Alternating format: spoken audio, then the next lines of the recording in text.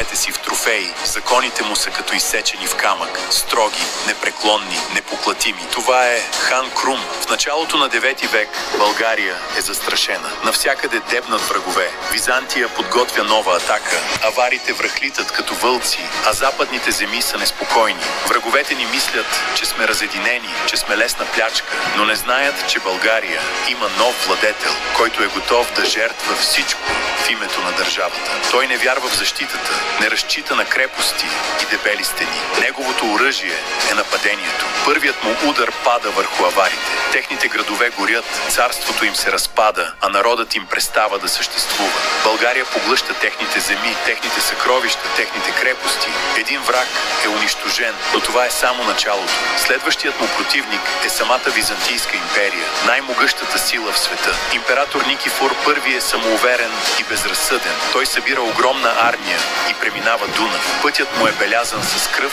и разруха. Близка, гордата българска столица е опустошена. Хиляди загиват, светините са поругани, народът страда. България е свършена, изкрещява императорът в пламъците на победата си, но не знае, че е направил най-голямата грешка в живота си. Защото Крум не прощава, българският владетел не хаби думи. Той събира войската си. Планът е ясен. Византийците са вкарани в капан. Дългият поход ги изтощава. Гордостта им ги заслепява. Влизат във Върбишкия проход, обградени от високи и непристъпни склонове. И тогава, в един миг, адът се отприщва. Камъни се стоварват като гневни богове от небето. Дървета се сгромолясват, разкъсвайки редиците. От всякъде отекват бойни рогове и викове. Българите нападат със смъртоносна ярост, пробождайки, посичайки, изтребвайки. Император Никифор осъзнава, че няма изход. Паника разяжда армията му. Кръвопролитие, хаос, гибел. Когато битката свършва, един факт отеква като гръм из земите на Европа. Византийски император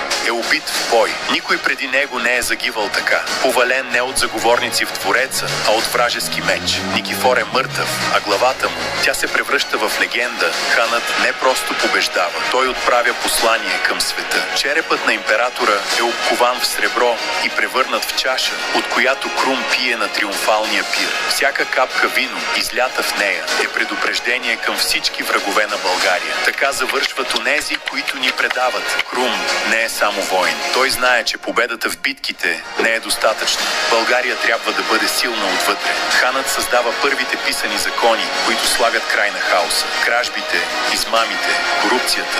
Всичко това е забранено и наказано строго. Законите му са сурови, но справедливи. За първи път България има ред. За първи път народът усеща силата на правото и тогава